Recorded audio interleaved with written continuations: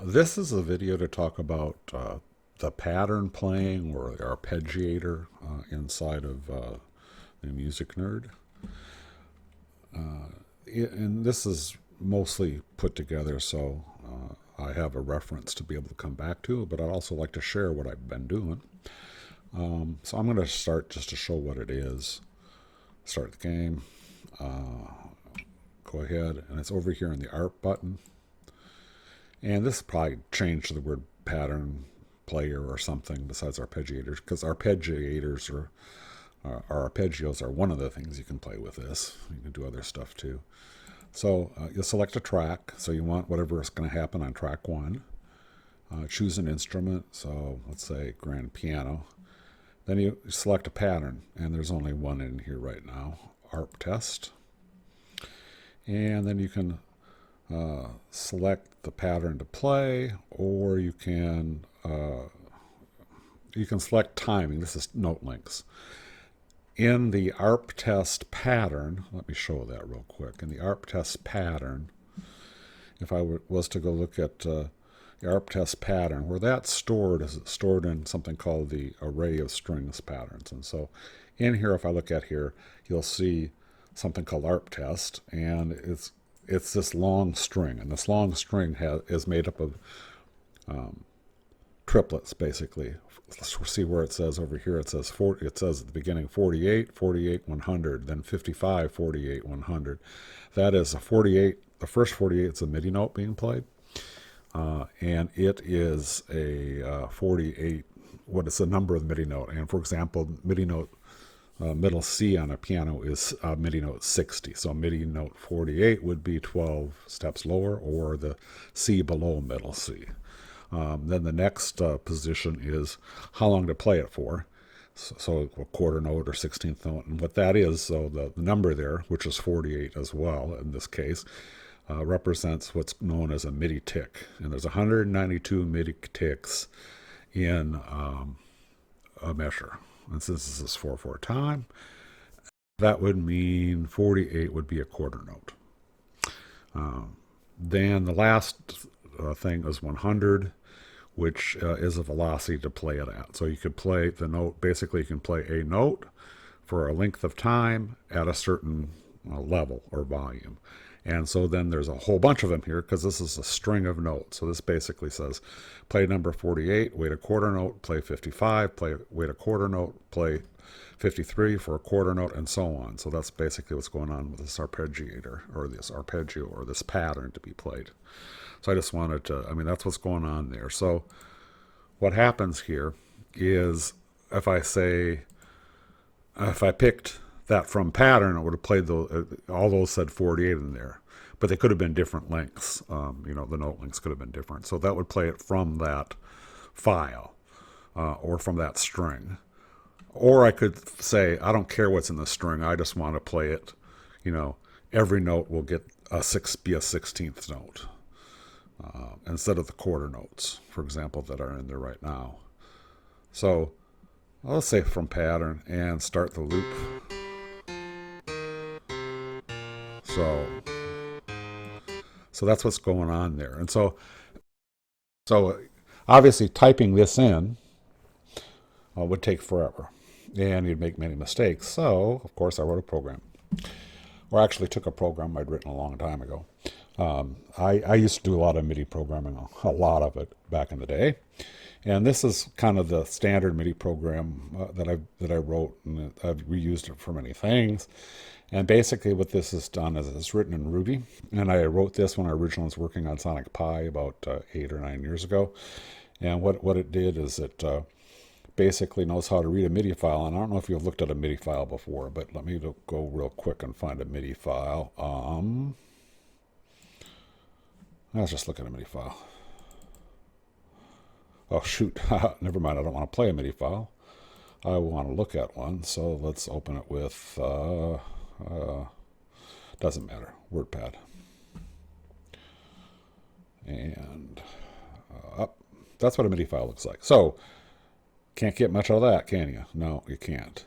So So what I did is I wrote this program in Ruby that knows how to parse that MIDI file and turn it into something that's readable and can manipulate yourself. So with this, it's a pretty good sized program. It's got it reads all the different aspects of MIDI, which can be control changes. It can be MIDI notes on and off. It can be, changing tracks to play on. It can be all kinds of stuff. So I wrote this pretty extensive thing that knows how to do all that. And it was written again for Sonic Pi originally. And what I just did for Unreal Engine is down here in the guts of it. I went ahead and wrote a piece down here, right here, I believe. And I wrote a part that's writing something out called on real time. So it's writing it to a file. And it's writing it to a file, and it's going to build that string that we saw a minute ago. So let's go ahead and take something and try that. And it's run inside of, so you run this Ruby program. So let's go ahead in here. And you see I've tested it many times. And so basically what I'm going to do is I'm going to say Ruby, and I'll probably turn this into an executable. And I can take this, Ruby script, and turn it into an executable, so it doesn't have to you don't have to use Ruby to run it. But run MIDI to Unreal Ruby, and read a file, and this is in the same directory as MIDI loop. I have one called ARP1, and turn it and go ahead and create a file. And so we'll call this ARP1B or whatever. We're going to call it. We'll call it video. So if I run that, it will run, and runs pretty quick, and it goes ahead and it's gone through this ARP1 MIDI file and created a whole bunch and put it inside of the ARP1 video. Put it inside of this, that folder, because that last thing was a folder to go put all the results in. And I still left all my Sonic Pi stuff. It creates this for Sonic Pi, which was a control file. It went ahead and also wrote out some Ruby code to actually include inside of. So it wrote this Ruby code that was for use in Sonic Pi. But it created something new, which is this Unreal string.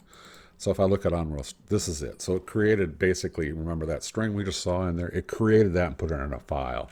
So if I wanted to add a new one, what I'm going to do is I say, if I created this ARP1 file I called video, and I want to go ahead and add it to the Unreal Engine, what I do is I go in here and I just add in this array pattern for strings, I just go ahead and add another one.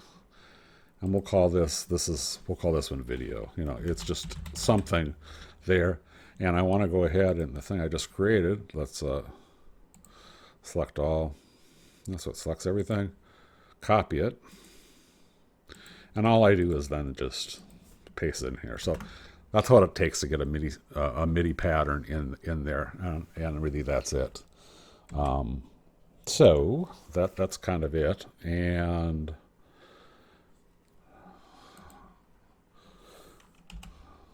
that it's now in there. So now if I go ahead and compile and save it, so basically this is how I add a MIDI track in there. So it's pretty easy. So I'm going to add dozens and hundreds of them probably, so people can select them and play them. If I play the game, now if I walk through here, select ARP, look in one. Let's say I want to play the B3 organ, preset pattern. Now there's someone called video. And again, I can say from the pattern, or I can, whatever. Let's play with 8 notes just for fun. I start the loop. And that's it. So that's how it works. And this is well down the road of playing this. Now, just for an aside here, this is my looper. This is the heart of the whole program.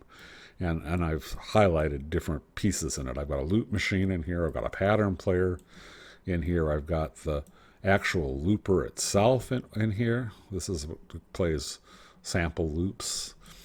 And I've got the quartz engine that's running the whole thing, the whole looper, which is right here, which is using the clock, the quartz clock inside of Unreal Engine to control the timing. All right, so that's where I got to. So now you'll see, like I say, you'll see hundreds of little MIDI snippets that you can go ahead and play inside of the arpeggiator and build up a set of tracks.